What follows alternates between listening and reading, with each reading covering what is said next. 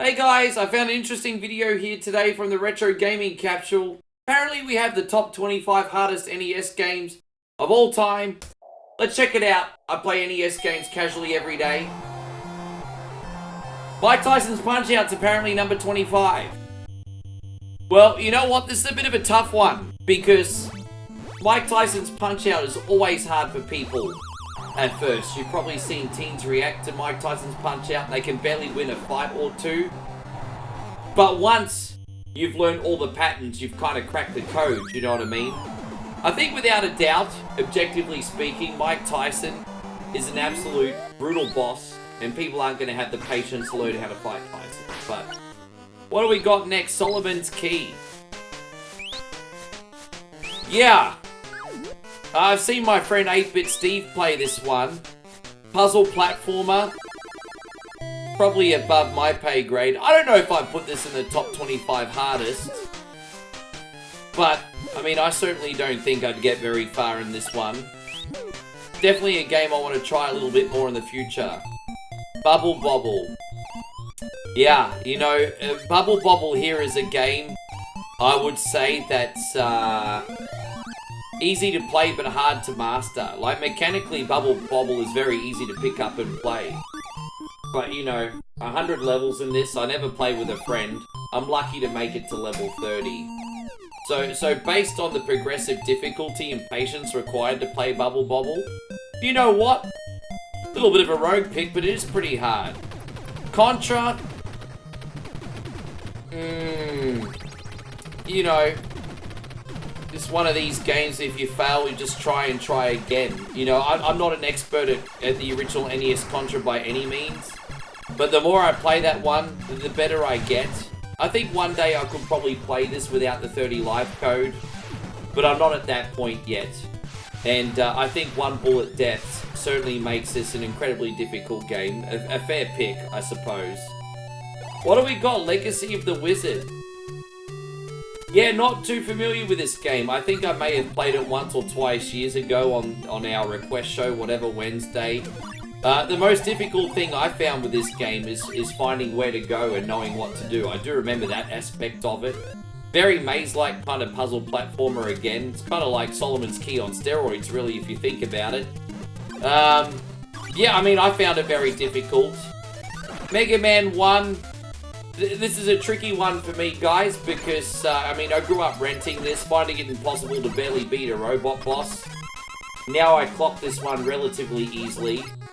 I know, you gotta separate the fact that once you learn how to beat a game from when you're first playing a game, if that makes sense. Yeah, Mega Man 1 is pretty hard. Also, I don't think the controls were as tight on Mega Man 1 compared to Mega Man 2. We got Zelda 2 now. Again, more of the same. It's one of my best games, one of my favorite games, not just on NES, but of all time. As I said, I've memorized all the puzzles. I've memorized the boss patterns, the regular enemy patterns, so it doesn't seem that difficult to me. But I have to remember my 8- and 9-year-old self when I first played this for the first time, and just how many months, if not years, it took me to master certain levels. And yeah, Zelda 2 is very difficult. Blaster Master, Metroidvania style game.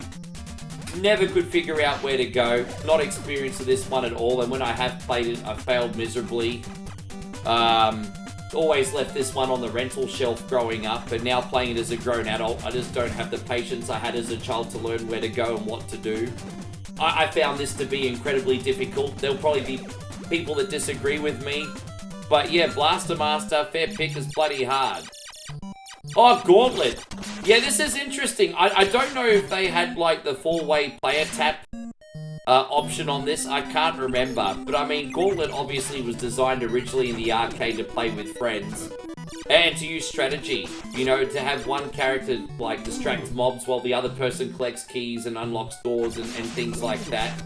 But being that the Nintendo NES, I think, was primarily a solo experience... Geez, a multiplayer game solo? Very hard, yeah. Now we got Double Dragon 3. This was a pretty hard beat 'em up, wasn't it? I mean, you could collect various characters as you'd advance through the game, That is if you could even pass level 1. Because if you couldn't pass level 1, you had 1 life and that's it. You start off with Billy, and then you get, I've forgotten the name of the other characters, forgive me, but you got that big fatty, you've got the ninja, and someone else too, I think. But yeah, character management was hard. Now we've got Aari Warriors. Oh man, I mean, look. So you had the ABBA code, which would allow you to constantly respawn. And if you base the game on that, it's not that difficult. But I mean, if you're playing this the way it was intended with only 2 lives, yeah, good luck. Mechanically, this game was a bit of a dumpster fire. Also, if you got to the last level, the respawn code wouldn't work either. I mean, good luck finishing that. What's this one? Ninja Gaiden 3.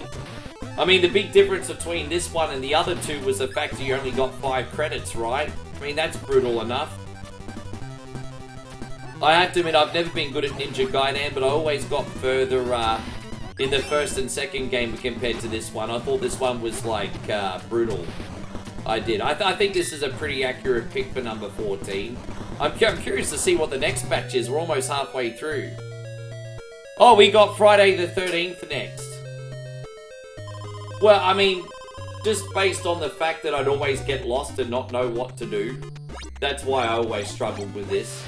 But again, just like any other game that I've mentioned, once you memorize it and learn the mechanics, it probably throws all the difficulty out the window. But just basing this on a casual player who's playing for the first time, yeah, I think you're going to get very lost. For sure. But it's amazing, you can beat the game in 10 minutes. What do we got now? Spelunka. They've actually released, like, newer and improved versions of this, like, I think Spelunky and stuff on Steam. Which is a much more pleasant to play, but this is like a mining game where you go around bombing doors, collecting treasure, things like that.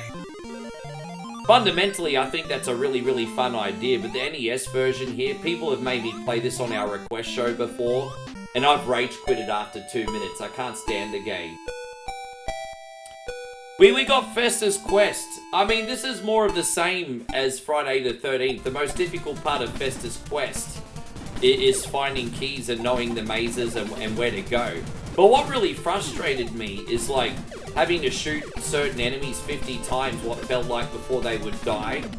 And there's nothing worse than when you're playing a shooting game and your weapons feel like they pose no impact, you know what I mean? You want to feel like if you have guns, they're actually kicking ass. Now we got Ninja Turtles here at number 10. Yeah, this game is very difficult. I mean, when I was a kid, I never got past the maze level at level 4. I think I made it to the giant mouse maybe once. Now as a grown adult, I do a lot better at this, but I just think about the amount of times it took me to play this, and how many times I've played this since the age of 9 years old. I mean, as a kid, I used to own this. And, yeah, Turtles is a very hard game. Misunderstood, I think. It's more fun than people give it credit for, though. Now we got Dracula's Cursory. I think this is a very accurate choice. I thought Castlevania 1 and 2 were a lot more easy to play than this one. I actually play a rehashed ROM hack of this game, which allows you to take just a little bit less damage on certain enemies. And even then, I find this incredibly difficult. Top Gun. Yeah, look, you know what? I've owned Top Gun as a kid. I never finished it. The thing is, I always found the landing... Once you learned the landing, it wasn't that bad. I mean, I still miss it from time to time. But the dreaded landing sequence in this is what people used to rage at. But for me, it was a bit different. Yeah, see this landing sequence. But what really infuriated me more was the rogue missiles coming at you on the screen. I always found them incredibly difficult to shoot. Oh, now we got the Immortal. This is kind of like a... Oh, it's an isometric game. Isometric puzzle action game. I've tried this a couple times, to be honest, but I've never played it more than 5 minutes here and there. Because the frame rate used to just piss me off too much. It's just very, very choppy, and... I guess for an isometric action game here, it looks absolutely amazing for NES. But it certainly sacrifices performance. Oh, we got Bayou Billy here. Yeah, so this is one of those games I've digressed on. This is an action sort of slash beat 'em up game by Konami. One of their blunders, I guess you could say. It takes like 50 hits, it seems, to kill an enemy, and yet they seem to be able to almost knock you out immediately with a few punches or kicks. I did a lot better as a kid. I got about halfway through this game. As an adult, even using the easier mod, I cannot advance. I find it very difficult. We got Jackal and Hyde here. I mean, honestly, I've seen people beat this game, but as a casual gamer, the 5 minutes I picked up and played this and tried it, I just run out of patience. I think the big issue is if you can overcome the very sloppy action mechanics in this, I just don't know what to do. And I mean, keeping in mind this game came out pre-internet, I think people are going to lose patience very quickly. Now we got Battletoads here. A lot of people consider Battletoads to be, I guess you could say, the most overrated game ever made on NES. And I would agree with that. It starts off pretty strong with like beat 'em up mechanics and then this first boss fight. And I would even say the second level's pretty good where you collect the bird beaks and start chopping away at everything. But then I feel like this game struggles with an identity crisis. It just doesn't know which way to go. I wasn't a big fan of Battletoads. Very difficult. Adventure Island. So, I mean, if you play this with save states on an emulator, you're probably going to be okay. This was Nintendo's version of Wonder Boy for those Sega fans out there. I think the big issue is this version of Adventure Island without cheats had no continue, so if you lost, you had to go all the way back to the beginning. Absolutely brutal. But again, picking up and play, it's easy to pick up and play, but hard to master. I would argue the same for Ghosts and Goblins. Like, fundamentally, picking up and playing here, very basic. You've got a jump button, you've got an attack button. A lot of these enemy patterns are brutally unfair. Yeah. A lot of these levels felt like there was only one right way to escape, and it took forever to learn. I've never beaten Ghosts and Goblins. Best I've done is get to the final level, and after you beat the game, there's actually another loop that's even harder. Now, we got Silver Surfer here. I mean, a perfect example of a game that's easy to pick up and play. You just move this surfboard guy around and you start shooting things.